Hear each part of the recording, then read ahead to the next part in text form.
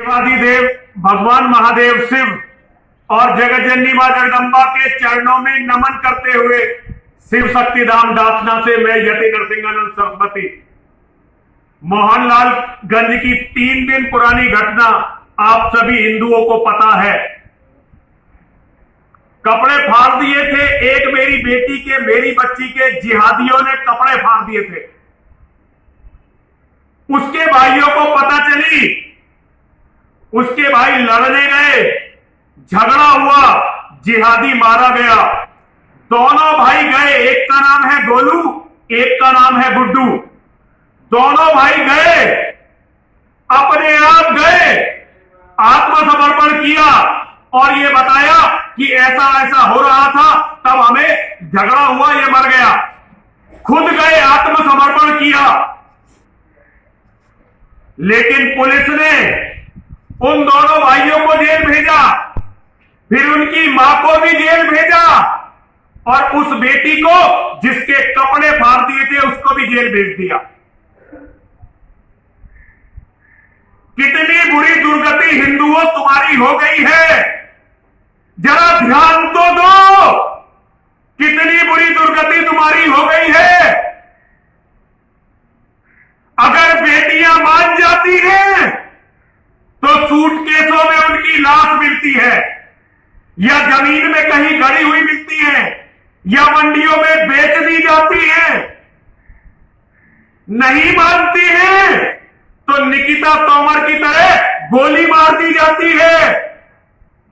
और किसी के बाप और भाई स्वाभिमानी निकलते हैं, अपनी बहन के सम्मान के लिए लड़ पड़ते हैं, तो वो बेटी भी जेल में भेज दी जाती है। क्यों? आज तक तुमने सुना है किसी जिहादी की बहन बेटी को जेल में भेजा गया हो? ऐसे ऐसे जिहादी जिन्होंने 50-50, 60-60 निर्दोष हिंदुओं का कत्ल किया, लेकिन किसी भी जिहादी को जेल भेजा गया हो, उसकी बहन बेटी को जेल भेजा गया हो? मुझे बताओ तो सही।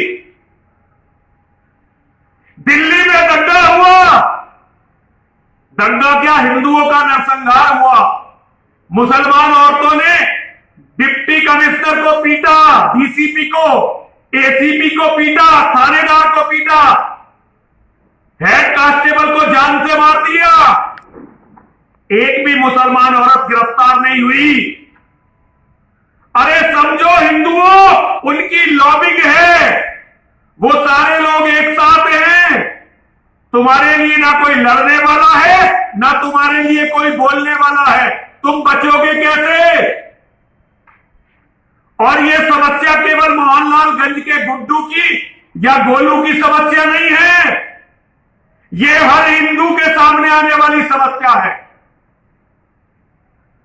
कोई उन विचारों का मुकदमा लड़ने वाला नहीं है, कोई उनकी तरफ से बोलने वाला नहीं है।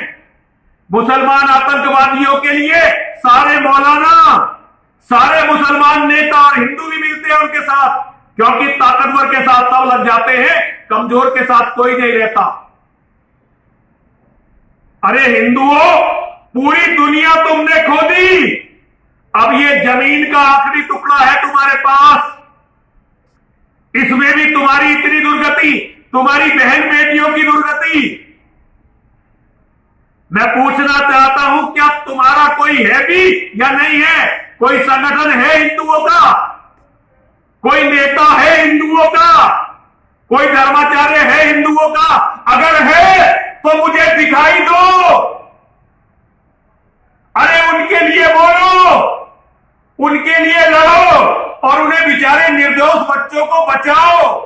कोई जाके मोदी से कहो, कोई जाके योगी जी को बताओ कि अब अगर बेटियों की इज्जत बचाते हुए बेटियों को जेल भेजा जाएगा,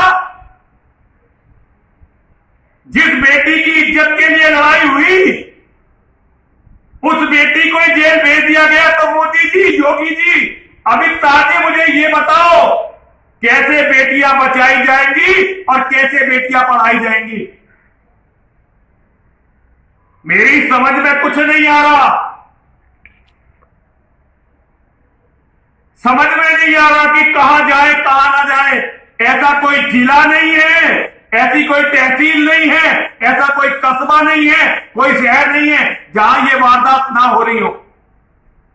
मुसलमानों के तो जिहादियों के गिरोह मजबूत गिरोह बन चुके हैं, लेकिन हिंदुओं तुम्हारा क्या है? अब जरा सोचकर बताओ मुझे। मैं एक गरीब सन्यासी, एक छोटे से मंदिर का, उजाड़ मंदिर का महंत, मैं सारे हिंदू संगठनों से, सारे हिंदू नेताओं से, सारे हिंदू बुद्धिजीवियों से, सारे राष्ट्रवादियों से और सबसे बढ़कर सारे धर्मगुरुओं से पूछना चाहता हूं, बताओ तो सही, कोई मेरे भी प्रश्नों का उत्तर तो दो। अब हम लोग करें क्या? कैसे बचाएं अपनी बेटियों की इज्जत और कैसे बचाएं उन बेटों को जो लड़ रहे हैं अपनी बहनों की इज्जत के लिए, फिर जेल में जाते देखते हैं अपनी माताओं को और बहनों को। बोलते बोलते मेरा थूक सूखने लगा है। मैं कितना लड़ा, कितनी जेल गया, ये मेरा दुर्भाग्य है कि मैं अभी तक जीवित हूं। मुझे तो बहुत पहले मर जाना चाहिए था। हिंदुओं, अरे कुछ तो सोचो। या सारी बेटियों को दोबारा से मंडियों में बिकवाकर ही मानोगे? सारे बेटों का कत्ल ही करके मानोगे?